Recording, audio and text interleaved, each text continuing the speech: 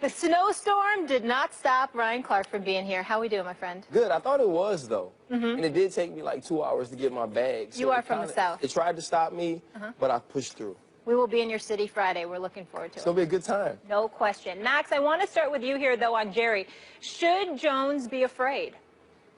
No, he shouldn't be afraid. He's thinking about a nightmare scenario. Look, Romo's not going to wind up in the division. So if he goes to an AFC team, he's not going to stay healthy for the whole season. He hasn't been able to. His body is sending everyone that message. Believe it. The backbone's connected to the backbone. His back keeps going out. It's going to keep going out. He plays a full contact sport. Now, and a violent one. Now, is it possible that he winds up on some team in the AFC, the Broncos or whomever, where he wins a couple games early in the season, that gives him a head start, the backup quarterback comes in once he certainly gets hurt, and then he gets healthy for the playoffs, they go on a run, see the Cowboys in the Super Bowl and win, Romo beats the Cowboys? That's Jerry Jones' nightmare scenario.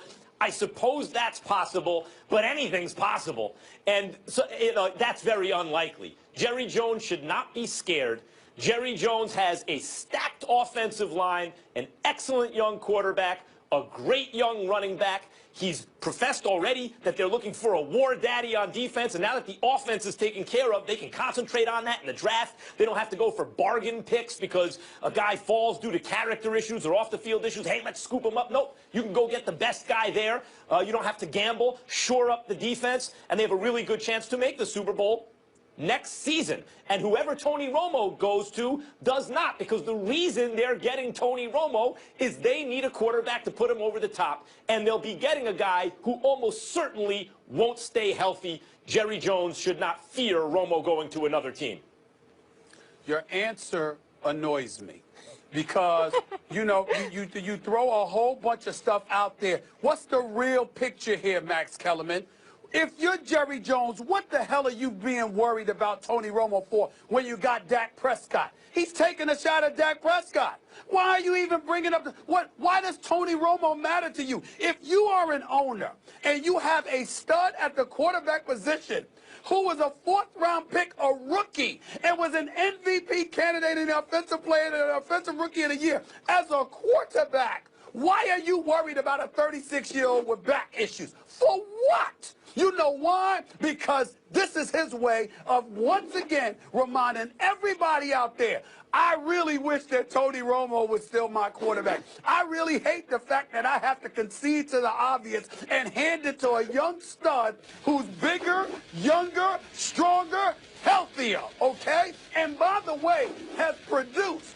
This is what I hate. I hate the fact that I got to sit up here, okay, and concede that this guy is my quarterback instead of my adopted son who sits in a suite with me and watches my grandson play football and Lord knows what else. Probably comes over for Thanksgiving dinner and cooks, for crying out loud. Definitely shows up on Christmas morning to exchange gifts and all of that other stuff. That's what Jerry Jones is saying. This ain't about Tony Romo. This is about him once again dismissing and disrespecting and not appreciating the stud that he has at the starting quarterback position. And Dak Prescott is too classy, too composed, too smart, because his money in the future's coming, to say anything against a man who cuts his damn check.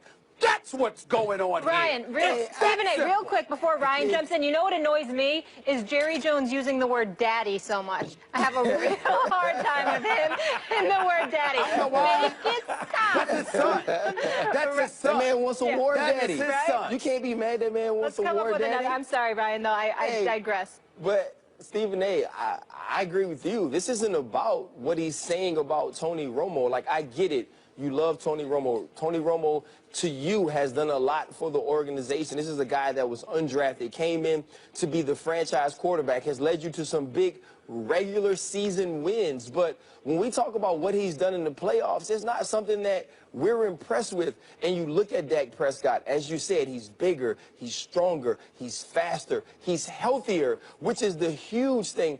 And when you look at Tony Romo and think to yourself, kind of like what Max said, what's the worst case scenario? Maybe Tony Romo does go out and gets to a team like a Denver and wins the Super Bowl. So what? You have your quarterback. It's like a guy or a girl hanging on to an ex and being like, oh my goodness, what if they find somebody better? So what? Don't worry about what they find. Worry about what you have. And in Dak Prescott, you have a franchise quarterback. In Dak Prescott, you have a guy that can lead you into the future. You have the offensive player of the year as a rookie, a guy who's only going to get better, only going to make your organization better, only conducts himself in a way, which is probably why he won't speak out about now, in a way that is personifying class. So to me, if you're Jerry Jones, it's cool to make these statements. It's cool to talk about how much you love Tony Romo if you're doing it to make his trade higher, to make what you can get back for him a better deal for you. But if you believe these things, if you are truly holding on to him, then you're delusional. You have the quarterback you need. You've seen Tony Romo not be able to finish seasons, not be able to finish games. And so maybe Jerry here is being a bit of a businessman, because I hope he's being a bit of a businessman and has talked to Dak Prescott and told him, you're my quarterback of the future.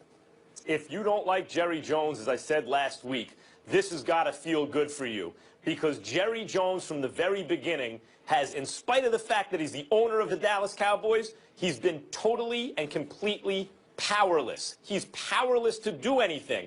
As Stephen A., you pointed out from the beginning, he's unusually attached to Tony Romo, and yet for all his protests, you know, for all the idea that he keeps talking about Romo as the quarterback and how great Romo is, reality dictated the situation. If you continue to win with Dak Prescott, Romo ain't getting back in, and guess what? Romo didn't get back in. And heading into next year, guess what? Dak Prescott's the quarterback, and Romo's out of there. So Jerry Jones keeps making these statements. To me, it almost seems as though it's like he's trying to flex his muscle in a way so that he feels like he's not powerless. So it feels to him like it's actually a decision. There's no decision to be made. Reality's made the decision for him.